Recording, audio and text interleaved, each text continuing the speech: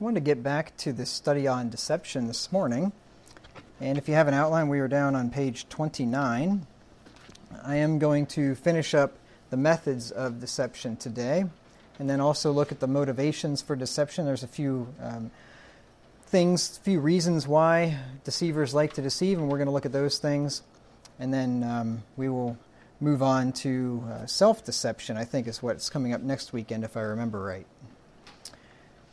So anyway, we're down here on point number 12, and we're talking about alcoholic drinks. That is another method of deception.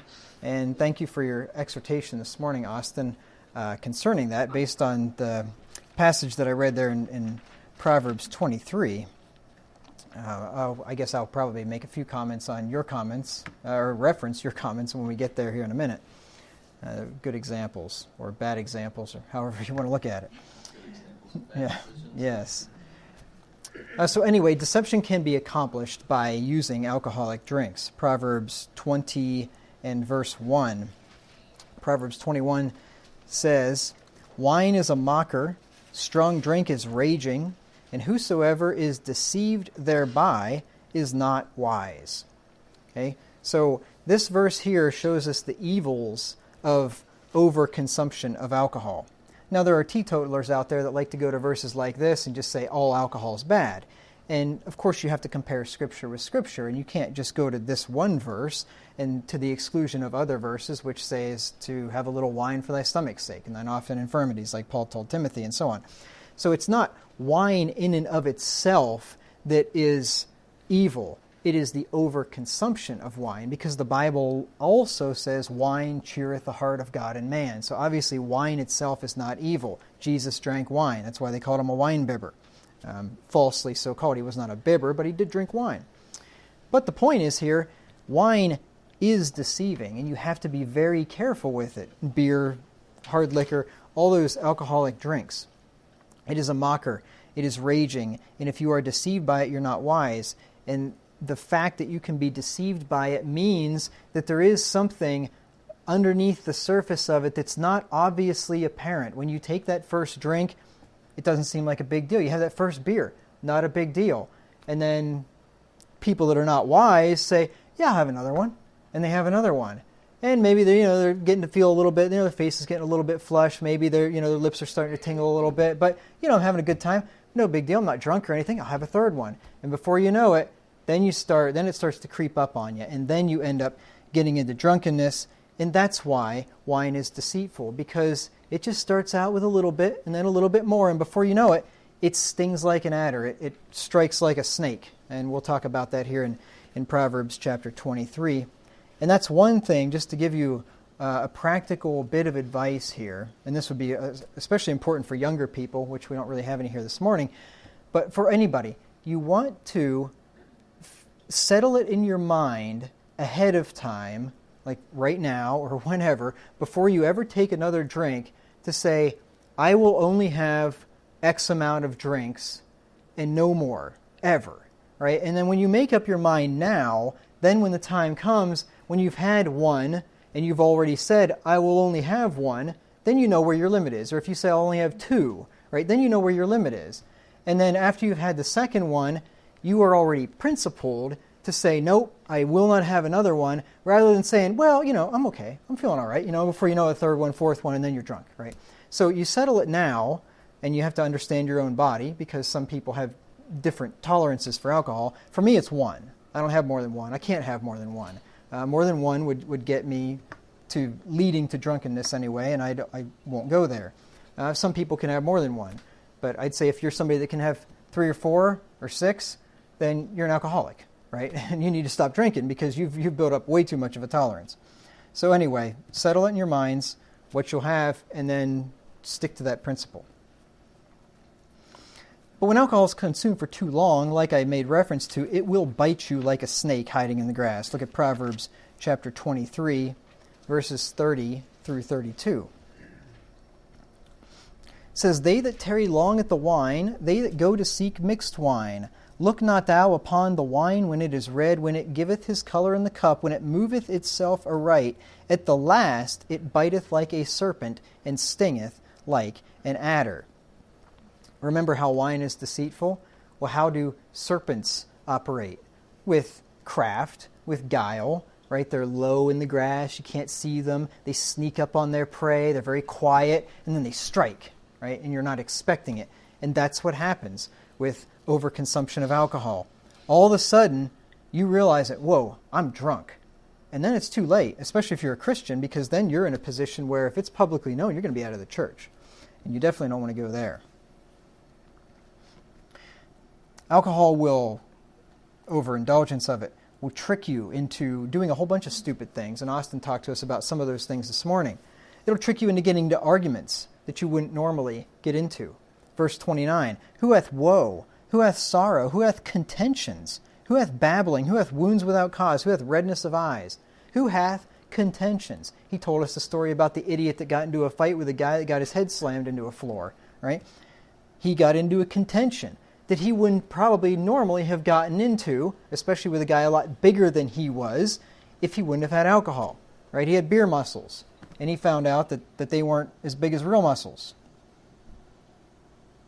So you want to be careful about that. How many people, how many arguments, how much strife is caused by people that have had too much to drink? It'll deceive you into thinking that you're tougher than you are and consequently getting beat up, just like Austin showed us there. Who hath wounds without cause? Who hath redness of eyes? We've all seen, probably you've seen drunk people with bloodshot eyes, right? The Scripture is so accurate how it describes this.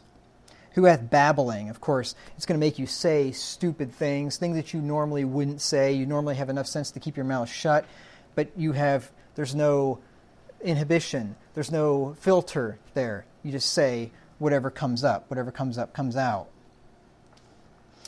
It'll trick you into looking at women that you wouldn't normally look at and saying things that you normally wouldn't say. Verse 33, thine eyes shall behold strange women, and thine heart shall utter perverse things. They call them beer goggles, right? A guy that normally wouldn't be interested in a certain type of woman all of a sudden gets interested in her whenever he's had too much to drink. Beholding strange women, and then uttering perverse things. It's shameful, the things that people say when they're drunk. And a lot of times when you've had enough to drink, you don't even remember it. You don't remember saying it. You don't remember doing it. People have blackouts when they do that. It's a disgusting thing. And then it'll deceive you into thinking that the same thing's not going to happen the next time you do the same stupid thing over again, right? Isn't that what drunk people do? They get drunk, they get hungover, they get hurt, they wake up with a knee as big as the basketball like you were telling us about, like some fool. And then at that moment they say, I'm never going to do that again. But as soon as they sober up, and as soon as the next weekend comes, then they say, it'll be all right, right? They go and do it all again. Verse 35, they have stricken me, shalt thou say, and I was not sick. They have beaten me, and I felt it not. When shall I awake? I will seek it yet again. As a dog returneth to his vomit, so doth a fool to his folly. So that's why alcohol is said to be deceitful. Alcohol dulls the senses and the reason, and therefore it makes deception much easier. That's why deceivers like to use alcohol on other people to deceive them. Why do you think when you go to a casino, and I'm sure everybody here goes all the time, right? But why do you think if you've ever been to a casino, why do you think that they offer free drinks, right? Why is that? Because they're generous people and they just like to be nice, right? Of course not, right? They want to get you to keep gambling. Because you know what happens when you gamble? The house always wins. Remember that. The house always wins. In the long run, you could get lucky and win the first time, or you could get lucky and win after a few rounds and make a bunch of money. But if you keep at it long enough, the house always wins. Anybody that's a gambler needs to take a course in statistics. If he understands statistics, that discipline of mathematics, he won't be a gambler anymore. Because you're going to lose. But just keep the drinks flowing, and then people don't have any any sense enough to stop. They don't realize what's going on. You ever go into a casino? You ever notice there's no windows in casinos usually? They don't want you to know what time of day it is. There are no clocks in casinos. I'm pretty sure I've been told that anyway. I don't spend a whole lot of time in them myself. When I say I don't spend a whole lot of time, I don't spend any time in them, except I have been in one occasionally for a restaurant or something when I was in Nevada. But anyway, the point is, though, they are set up in such a way to keep you there, and the alcohol is part of that. Why do you think sleazy salespeople take clients out for free drinks? Why do you think they buy them drinks when they take them out? Right? Because it dulls the senses, right? And it makes people a lot more accepting of maybe a proposition that they wouldn't normally have just jumped on. But, when you get a few drinks in them, sounds good to me. End up signing on that dotted line. Or why do you think worldly men take women out to the bar and buy them drinks? Or when they're at the bar and they meet a woman at the bar, why do you think they buy them free drinks? It's an investment, right? They want something back and they're going to get a return on investment, right? But you have to get them drunk first so that they don't have enough sense to resist. That's why wine, alcohol, is deceitful. The answers to all these questions are the same. It's because it's more easy to coerce a victim into doing what you want them to do whenever you are using alcohol to help out the process. You always want to watch out for the guy that takes you out and says, "Eat and drink, saith he to thee, but his heart is not with thee." Proverbs 23 and verse 7. It says, "For as he thinketh in his heart, so is he. Eat and drink, saith he to thee, but his heart is not with thee." You watch out for that guy that's quick to want to buy you a drink. There's chances are if he wants to buy you a drink, especially if you're not good friends, then he's probably trying to do something nefarious and get you to do something that you normally wouldn't do. Now there's another method of deception, and that is the allure of quick success. This can be very deceitful, and marketers use this tactic all the time, right? If I've been involved in internet marketing for a while now, or I've been interested in internet marketing, and then because of that, I get ads tailored to me when I'm on the internet for YouTube or whatever from internet marketers, and most of these guys, they're shooting this video and they're walking by this Lambo, and they're walking into this great big, 6,000 square foot house, and everything's beautiful. And I was poor living in a cardboard box, 9 months ago, and now look at me. And right, it's these rags to riches stories. And I don't know. I mean, who knows? They may have rented the Lambo for all I know, and he may be walking around in some rich neighborhood and he doesn't even live there. I don't know. Who knows? They could be just total liars. But even if they're telling you the truth, that allure of quick success is very deceitful, because you'll start overlooking all kinds of things when you're like, oh man, I can just do what he did. I'm going to have the Lambo, right? Look at Matthew 23 and verse 22, where the Bible here teaches us that riches are deceitful. Matthew 13 and verse 22.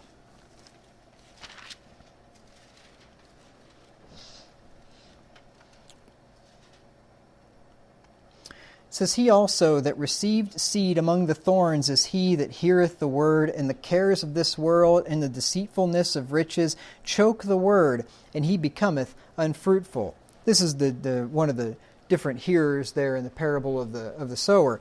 But really all I wanted to get from that text is the fact that riches are called deceitful. There is deceitfulness in riches, because they can trick you. Riches can, the desire for riches can cause you to do things that you wouldn't normally do. They can deceive you. Now the thing is about using deceit, it's sweet at first. It does afford sometimes some temporary benefits, but then in the long run, you end up becoming, it's a bitter experience once you get found out. And Proverbs teaches this in Proverbs 20 and verse 17. So if somebody's trying to get you to bite on whatever they're selling and offering you this quick success, this, you're going to be able to make a lot of money off of this, and that temptation is there, and they end up deceiving you into jumping on that, You can get maybe a temporary high, but then in the end, it's not going to turn out so well most times. Proverbs 20 and verse 17 says, bread of deceit is sweet to a man, but afterwards his mouth shall be filled with gravel. And the guy that deceives you, right? Whenever somebody uses deceit to deceive you, it's sweet at first, but then afterwards, it's not going to be so sweet. You know, whenever you're ripping people off or trying to get them to buy into something that's ultimately not going to be successful, it works out well at first because you get paid, right? And people are initially maybe happy, but then whenever it doesn't work out the way that you promised it to work out because you deceive somebody, then your belly's filled with gravel. Then all of a sudden that sweet tasting morsel turns into be botulism or something. The deceitful worker will sometimes achieve fleeting success, but the honest man is always going to win out in the long run. Look at Proverbs 11 and verse 18. Kind of reminds me of that verse which says that in all labor there is profit, but the talk of the lips tendeth only to penury. I don't think that's the one. I was thinking of another one. It's escaping me now. Anyway, but honest hard work always pays off in the long run. Proverbs 11 and verse 18 says, the wicked worketh a deceitful work, but to him that soweth righteousness shall be a sure reward. Right. So you see the distinction here, the difference being set up here between working a deceitful work and sowing righteousness. When you do something deceitful, you can maybe have temporary success. But whenever you do good, hard, honest work, the reward is sure. It will eventually come whenever you do the right thing. And we always want to beware of people that try to entice us into doing something criminal with the promise of gain. We looked at this in Proverbs chapter 1 here a while ago when we were going through Proverbs chapter 1 in the Bible studies. And at that time we talked about how this works, and we talked about some examples of how this could play out in today's world, and like the mafia or gangs or something like that, people that try to get you to come in with the promise of gain and try to get you to do evil things and join in with them. Proverbs 1:10 through 13 says, my son, if sinners entice thee, consent thou not. If they say, come with us, let us lay wait for blood, let us lurk privily for the innocent without cause, let us swallow them up alive as the grave, and whole as those that go down into the pit. We shall find all precious substance, we shall fill our houses with spoil. Beware the people that try to entice you with the promise of some great riches that we can make if we just kill people, if we just rob people, right? If we just do something fraudulent, if we just cut corners and break contracts or whatever we have to do, trick and deceive people. Be careful, beware of people like that. Proverbs 16, verses 29 through 30.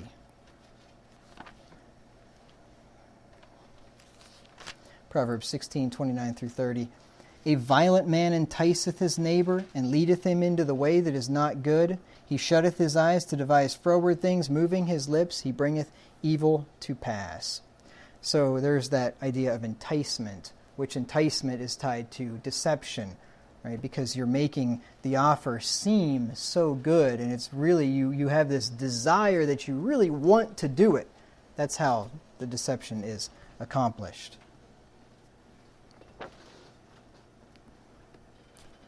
So just to sum up that point, beware of anybody that's offering you quick success, to make money quickly, or to make money without doing anything. You don't have to do anything. Just buy into this program, click a couple of buttons, and the money's going to roll in.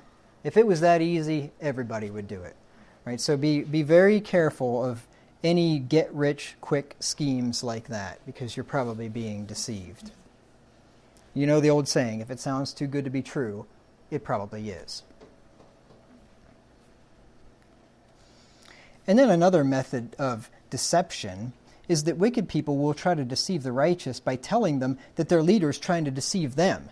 So it's kind of like this convoluted thing where the deceiver is trying to tell you that the guy that you're following is actually deceiving you, and he's trying to deceive you into thinking you're being deceived when you're not being deceived. Think about that one. 2 Kings 18, 28 through 30. I've made reference to this here a few weeks ago, I think, so I'm just going to read you a few verses here to refresh your memory. This is when the king of Syria or Assyria, forget which one it was, sent his guy Rabshakeh to Hezekiah's people, to the Jews, and was trying to get them to believe that Hezekiah was the one that was deceiving them when it was really this reprobate Rabshakeh which was trying to deceive them. 2 Kings 18, 28 through 30. Then Rabshakeh stood and cried with a loud voice in the Jews' language and spake, saying, Hear the word of the great king, the king of Assyria. There you go. It was Assyria, not Syria. Thus saith the king, thus saith the king, let not Hezekiah deceive you. For he shall not be able to deliver you out of his hand, neither let Hezekiah make you trust in the Lord, saying, The Lord will surely deliver us, and this city shall not be delivered into the hand of the king of Assyria. So he's saying, don't let Hezekiah deceive you. The deceiver is trying to tell the people that they're being deceived by a good, honest leader that was not deceiving them. So you just want to watch out for that. You know, everybody that is called a deceiver is not necessarily a deceiver, and I'll talk about that here in a little bit. So the way to avoid being deceived by this means is to not even engage in a conversation with somebody like that. If you know that you have a good leader and he's not deceiving you, and you know this guy, and then some other guy comes along and says, oh, you can't believe that guy, he's a deceiver, right? Just don't even listen to the guy. Don't pay attention to him. Don't give him an ear.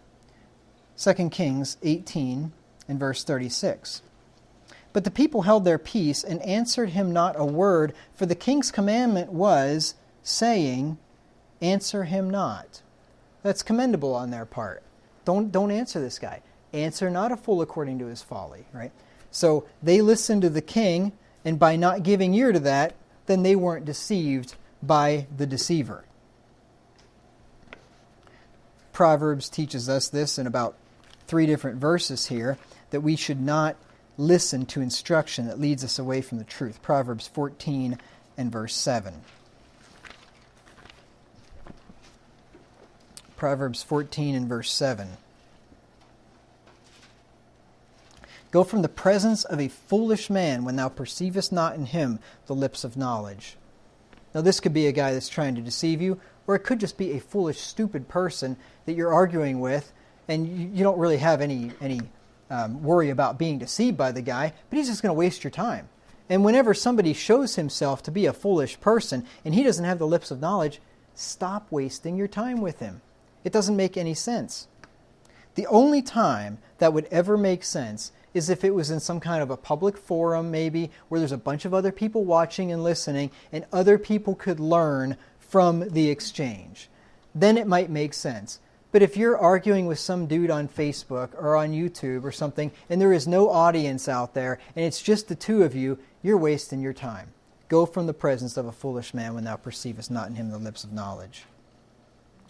And I've had to learn this lesson the hard way over the years. I don't do this kind of thing anymore. But I used to get into plenty of discussions and arguments with people in the YouTube comments, and most of it's a total waste of time. Proverbs 19 and verse 27. It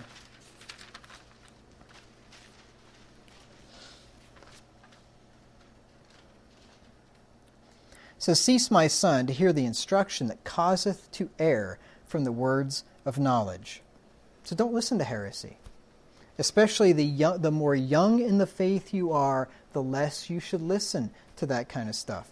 Because if you don't know enough, and if you don't have discernment built up, then you can be deceived because you just don't know enough. And like a good smooth talker can make almost anything seem reasonable to somebody who's not well schooled and well versed in it. I guarantee you, I would never do this, but I could take somebody out there, somebody that doesn't know much about the Bible, and I could teach them Arminianism and they would believe it. I guarantee it. I mean, there's so many verses that you could misconstrue. It'd be a cakewalk. Or any other false doctrine out there. It'd be really easy to do that to somebody that doesn't know enough. And you make it sound totally convincing and leave out all the stuff that opposes what you're teaching, false teaching. And there are false teachers out there that do that. So you want to be really careful with that. Proverbs 17 and verse 4. It says, a wicked doer giveth heed to false lips, and a liar giveth ear to a naughty tongue. So that does not sit well with you if you give heed to false lips. If you give heed to a deceiver or to somebody that's lying, well, that makes you about as wretched as the guy that's doing the lying. Remember what it says there in the end of Proverbs or Romans chapter 1, that they which do such things are worthy of death, not only do the same, but have pleasure in them that do them. Right? If we have pleasure in sinners, in their sin, then we're just as guilty as they are of it. Another thing the wicked will try to do is get us to think that God is deceiving us by believing that God will save us. 2 Kings 19 and verse 10. So they'll try to get you to believe that your leader is deceiving you, and then they'll call into question the Lord and His promises that you believe in. And especially if things aren't going so well for you, it's pretty easy where you take somebody and they've fallen on hard times, or something horrible's happened to them, or they've gotten really sick, or they've contracted some kind of a disease, or they've lost their job, or whatever, and then go to that person and say, oh, you still trust in the Lord, huh? Oh, the Lord's going to provide for all your needs, huh? Oh, the Lord's going to heal your sicknesses and your diseases, huh? Really? This is what deceivers do. 2 Kings 19 and verse 10, thus shall ye speak to Hezekiah, king of Judah, saying, let not thy God in whom thou trustest deceive thee, saying, Jerusalem shall not be delivered into the hand of the king of Assyria. This is the same guy that was trying to convince the people that Hezekiah was a deceiver. Now he's trying to convince Hezekiah that God is a deceiver. You can't trust the Lord to protect you, this guy is trying to tell Hezekiah. Now, God might allow something like this to happen to us just to test our faith. He might allow hard times to come, and then He might allow some skeptic to come along and start to question your faith in God and start to question God's faithfulness. Well, if God said these things, is He really trustworthy?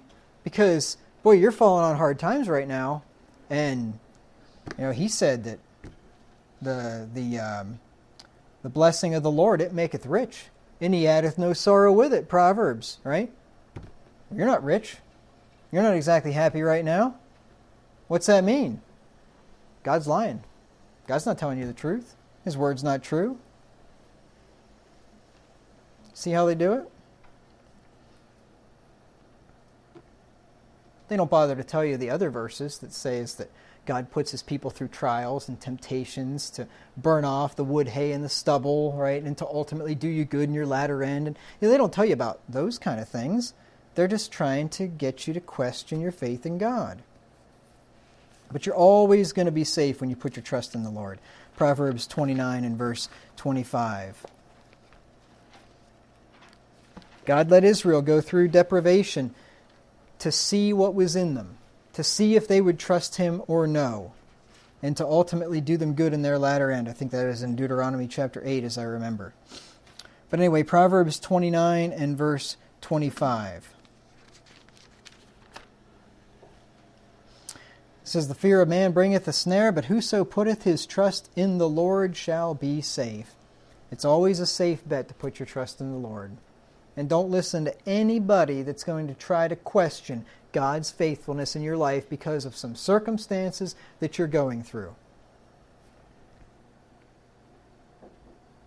If we trust in the Lord, we will never be ashamed. Look at Romans chapter 10 and verse 11.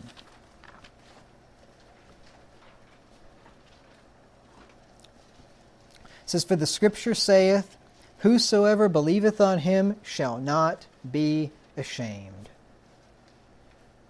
Nope, you believe on Him and then do what He says, and you're not going to be ashamed. If you believe on him and then go out there and do something horrible and get drunk and run around naked or something and everybody sees you, you're going to come to shame, right? You say, well, I believed in the Lord and look what happened. I was put to shame. Well, no, you weren't put to shame because you believed in the Lord. You were put to shame because you didn't believe on him and you didn't listen to what he said. So you got to, of course, believe and then do if you don't want to be ashamed. Now, another thing that deceivers will do is that they will bear false witness against an innocent man to deceive others into believing that he's guilty. This is a form of deception, of course, whenever you try to convince people that an innocent man is guilty, and there are people out there that will do that. You remember, I'm not going to turn to the passage, but you remember the guy named Naboth, the Jezreelite.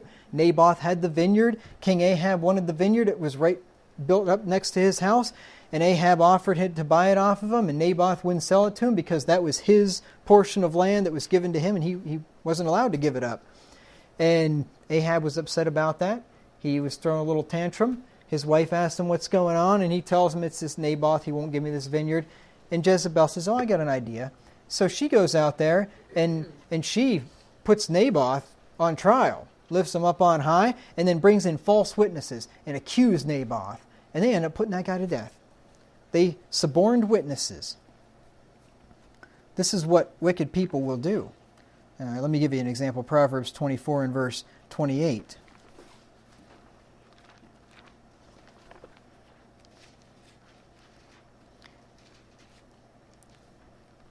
Just remember that if you ever get brought into court, it says in Proverbs that every man seeketh the...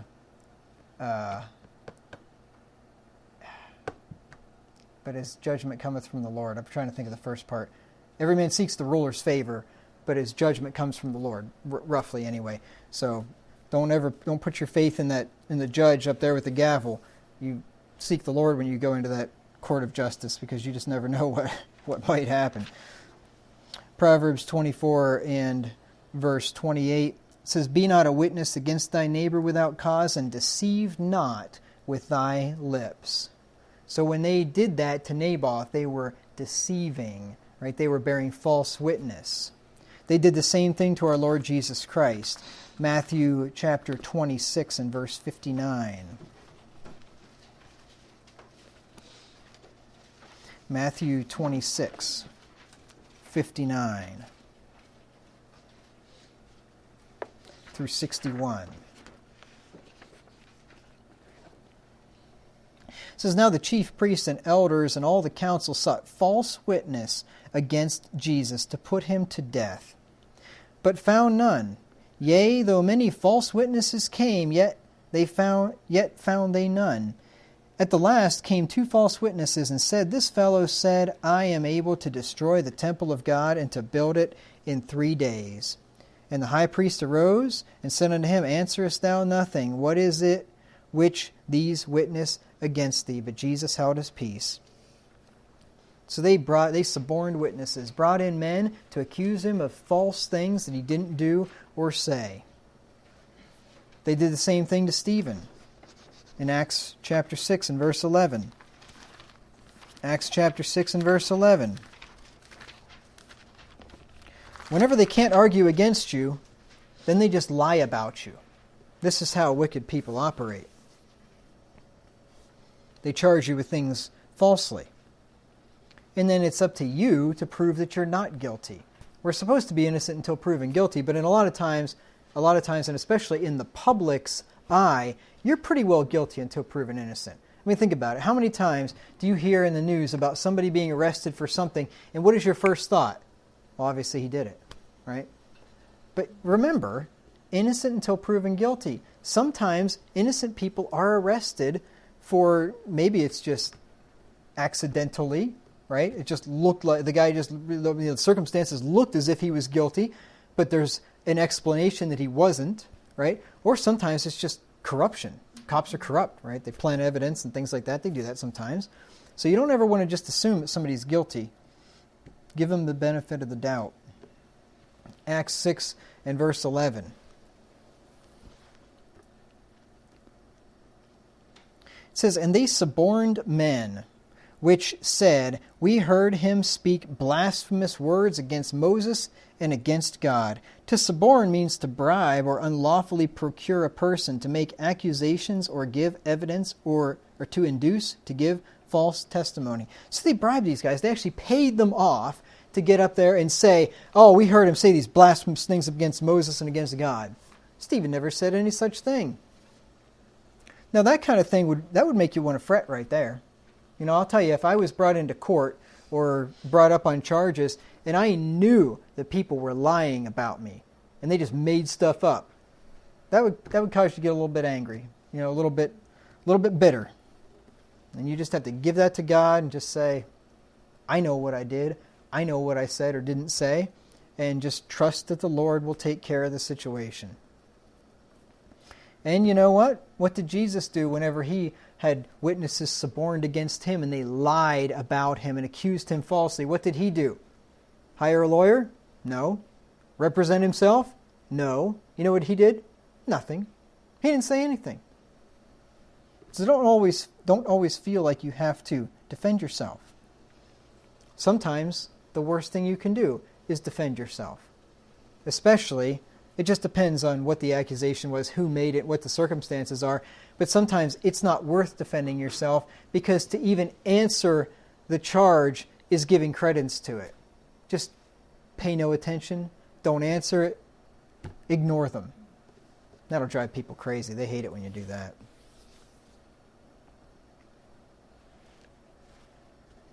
Now, if this happens to us, we're in good company, especially if it's because of our religion or because of our righteousness. Look at Matthew chapter 5, verses 10 through 12.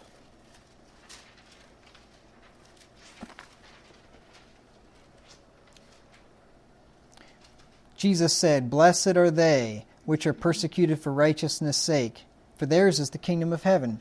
Blessed are ye, when men shall revile you and persecute you, and shall say all manner of evil against you falsely for my sake. Rejoice and be exceeding glad, for great is your reward in heaven, for so persecuted they the prophets which were before you. So if you are persecuted for righteousness' sake, if you do have all manner of evil said against you falsely for Christ's sake, then we should be happy about that. We should be glad. Because we're being treated just like the prophets were, just like Jesus and the apostles were.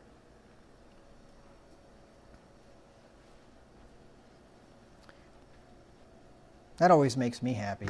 I don't know, it's almost like the nastier, the better. Because I'm kind of in the unique position where I've got all these YouTube videos out there and people leave all these horrible comments and call me the devil and all kinds of things. I really should start keeping a list of these things. It would be kind of interesting to... I haven't done that, but anyway, it's like the worse the better. Just makes me happy. And then one more thing on this point, that righteous and innocent men will sometimes be slandered and called deceivers when they're not. Our Lord Jesus was an example of this. Matthew 27 and verse 63. Matthew 27 and verse 63.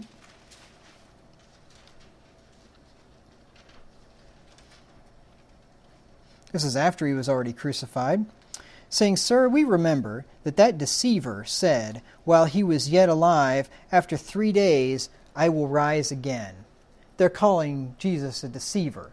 Now, of course, we know that Jesus was no deceiver. There was no guile found in his mouth, which guile is deceit, right? He never deceived anybody.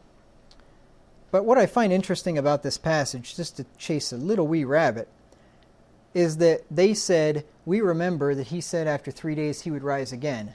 These are his enemies. These are not believers. And they remembered that he said he would rise 3 days later. But the disciples, when he told them plainly to the face that he would be crucified and raise again 3 days later, they didn't understand what he was saying, nor did they believe it, because whenever the witnesses came to them saying that the Lord is risen from the dead, they didn't believe them, and Jesus upbraided them for their hardness of heart and for their unbelief. His own disciples didn't remember and didn't believe what he said about rising from the dead 3 days later, but his enemies did. You see how pathetic sometimes we Christians can be? That unbelievers can remember more of the Word of God sometimes than we can. It's pretty pathetic.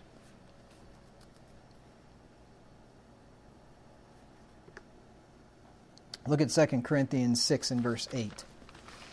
2 Corinthians 6 and verse 8.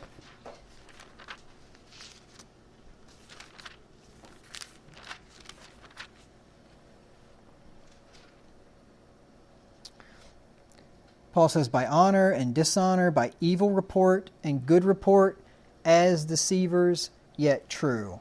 This was their reputation as apostles, as deceivers.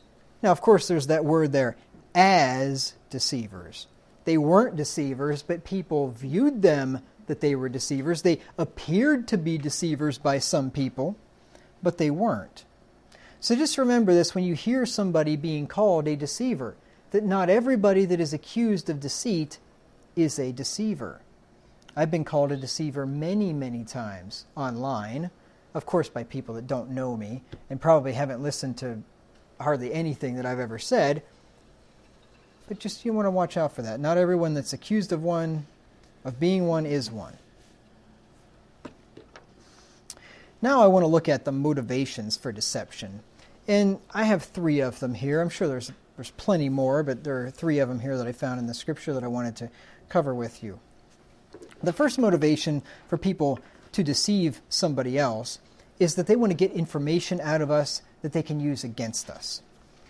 Now, this example that I'm going to give you here in 2 Samuel 3 and verse 25 was actually spoken falsely against a guy named Abner, but I just wanted to get the idea behind this, that sometimes there really are people that deceive to get information out of somebody.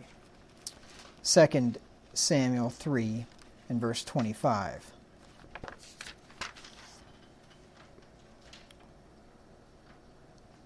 It says, Thou knowest Abner, the son of Ner, that he came to deceive thee, and to know thy going out and thy coming in, and to know all that thou doest.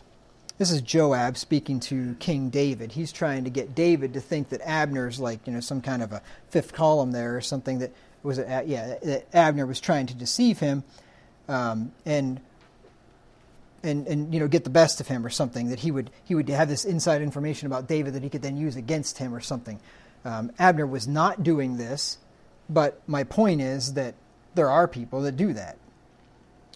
So you want to watch out for people like that whenever they're trying to gather information and they're asking you a bunch of questions, and just be a little bit careful, especially if a stranger starts asking you all kinds of strange questions that you really can't think, like, why are they asking me all this stuff? Why are they so interested in whatever this thing is they're asking you about? They may be trying to gather information to be able to use against you. And then there's this one, number 2, that men will sometimes use deceit to hide their true intentions in order to manipulate others into putting themselves in a position of vulnerability so that they can do them harm. And this is classic war tactics, right? I mean, the nature of deceit is the nature of war. That's how war is fought. You make the enemy think you're doing one thing when you're doing another, right? If you think you're going to be a successful general by saying, hey, I'm never going to try to deceive anybody, you're going to lose every battle, right? You've got to deceive people in war. That's how wars are fought, right? You build up a force coming in here on land on the east, and then you have ships sitting over here on the west waiting to attack whenever they start to head towards the east, or the other way around, or whatever. I mean, that's how it's done. There were some guys back there in the book of Genesis. There was a guy named Shechem, and he had fornicated with Jacob's daughter Dinah, and Jacob's sons were not happy about that. And Shechem wanted to marry Dinah, and he came there to talk to Jacob about that, he and his father. And Jacob's sons, they pulled a major deception over this guy's eyes, and the reason was that they wanted to do him ill. Look at Genesis 34 and verse 7. It says, And the sons of Jacob came out of the field when they heard it. And the men were grieved, and they were very wroth, because he had wrought folly in Israel in lying with Jacob's daughter, which thing ought not to be done. So they were very unhappy about this. And like I said, Shechem wanted to marry Dinah, and he and Hamor, his father, they went to Jacob. They proposed that he let Shechem marry her, and then they would give their daughters to Jacob's sons, and Jacob would give his daughters to their sons. They would all be one big happy family there. And that was found there in verse 8 through 12. I guess we'll just read that. And Hamor communed with them, saying, "The soul of my son Shechem longeth for your daughter. I pray you give her him to wife. And make ye marriages with us, and give your daughters unto us, and take our daughters unto you. And ye shall dwell with us, and the land shall be before you. Dwell and trade ye therein, and get you possessions therein." And Shechem said unto her father and unto her brethren, "Let me find grace in your eyes, that what ye shall say unto me, and I will give. Ask me never so much dowry in gift, and I will give according as ye shall say unto me, but give me the damsel to wife." And the sons of Jacob answered Shechem and Hamor his father deceitfully, and said, "Because he hath defiled Dinah, our sister." And they said unto them, "We cannot do this thing to give our sister to one that is uncircumcised, for that were a reproach unto us." So I read there a couple verses longer than I wanted to. So anyway, he goes to him, and they want to make this deal where they marry each other, and he's going to give them this big dowry, and they're going to have a great deal. And Jacob's sons say that they will only consent to that if Shechem and Hamor and the whole family, if all the men get circumcised and become like the Jews, because they don't want to be giving their daughter to these uncircumcised heathen. These guys got to get circumcised, and then they would go ahead and go on with the deal. And we read there through verse 14 already. Let's just read down through verse 17. "But in this will we consent unto you, if ye will be as we be, that every male of you be circumcised, then will we give our daughters unto you, and we will take your daughters to us, and we will dwell with you, and we will become one people. But if ye will not hearken unto us to be circumcised, then we will take our daughter, and we will be gone." So they were offering a pretty hard bargain there, because Shechem really wants to marry Dinah. He wants to marry her so bad that the whole family will get circumcised and go through all that pain just so that he can have Dinah. So Hamor that's Shechem's father, he was deceived by them, he and his family, and they were circumcised according to the agreement. And I'm not going to read that whole passage there, but they go ahead and they went forward with it. But I do want you to notice one verse there, and that is verse 23. Hamor had a little bit of deceit in him as well. He says there in verse 23, "Shall not their cattle and their substance and every beast of theirs be ours? Only let us consent unto them, and they will dwell with us." You see, so Hamor is thinking, well, there's going to be something in this for us too, and he wasn't really putting forth this in the deal. I mean, the deal was, hey, we'll just get circumcised, we'll pay you a big dowry, you get our daughters, we get your daughters, right, and everything's going to be good. But he doesn't say, hey, we're going to end up with a bunch of their cattle, a bunch of their substance. And he didn't tell them all this stuff, but in the back of his mind, he's thinking, we can really stand to benefit here from this deal. So let's just go ahead and get circumcised, and, we'll get the outward deal, but then we're also going to get a whole lot more that these stupid Jews don't realize that we're going to get. So he's got a little bit of deceit in him too. See, he thought he was going to gain from the deal in more ways than were just simply agreed to. And greed will cloud our judgment, and it'll make us far easier to be deceived by a deceiver. See, because what Hamor doesn't realize is he's the one being deceived, but he thinks, we're going to get one over on the sons of Jacob here. We're going to benefit from this. And what he doesn't realize is that his greed, wanting to deceive them, led into his own deception, blinded his eyes. He didn't really think carefully about what was happening. He just went ahead with it because he thinks there's really something in it for him.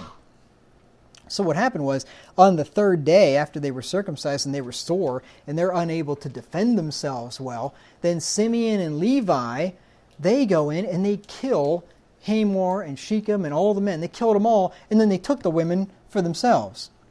So, they kept half the bargain anyway. They did take their daughters for their wives, right? They just killed them and didn't give them their daughters, right? So they kind of kept half the deal, I suppose you'd say. And that was in verses 25 through 29. I'm not going to read that. I just summarized it there for you. But you want to let this be a warning to us. That if you have offended somebody and they offer to forgive you only if you put yourself in a weak position, beware. Right? Oh, I'll forgive you, but you have to do this, this, and this, or you really owe me one, or something. All these conditions upon the forgiveness. Be really careful about that. Or I'll forgive you, but if you ever do anything, I'm going to tell everybody about this. Some kind of a blackmail thing or whatever. Something like that. You want to be really careful about something like that. Because that person is probably trying to deceive you so that they can harm you. If a deal seems too good to be true, it probably is. And also, remember what happened to Hamor. Don't make a decision based on greed or a perceived benefit that you will get at the expense of the person who is offering you a sweetheart deal. Somebody offers you this awesome deal, and you think, oh yeah, I'm going to take it. This guy doesn't have any idea, and boy, I'm going to make out like a bandit on this thing. If he's offering you a sweetheart deal, he's probably already figured out he's going to make out like a bandit on you. And if you're stupid enough to think that you're the one that's going to end up getting one over on him, chances are you've been had. Right? So be really careful about that, having your discernment blinded by greed. And then lastly, the last motivation for deception that I'm going to cover anyway, is that wicked men will deceive in order to become rich and powerful. And this is probably the most obvious one. Why do people like to deceive other people? To get rich, right? To make money. And this kind of thing happens all the time. A lot of times it's short-lived, because if you're in a free market economy and you deceive people into buying something that's not what you say it is, yeah, you might get rich to start with, but eventually word gets around, and then you end up going out of business. I'll just give you here a few verses that show us that people deceive to get rich, as if you didn't know that already. Jeremiah 5 and verse 27 says, "As a cage is full of birds, so are their houses full of deceit. Therefore they are become great and waxen rich." See, it works for a while. Wicked people get away with robbery and theft and fraud and those kind of things. They get away with it for a while. Their houses are full. They're great. They're rich. But remember, it won't go well with them forever. Look at Hosea 12 and verse 7.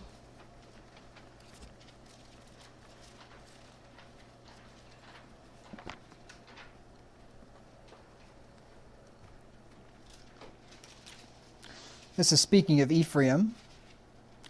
Didn't have a very good reputation at this point. It says, "He is a merchant. The balances of deceit are in his hand. He loveth to oppress." Why was he deceitful? To get rich. Kind of makes me think about this corona thing, right? Look at all the money that some of these people have to stand to make with these vaccines that they're going to be pushing out.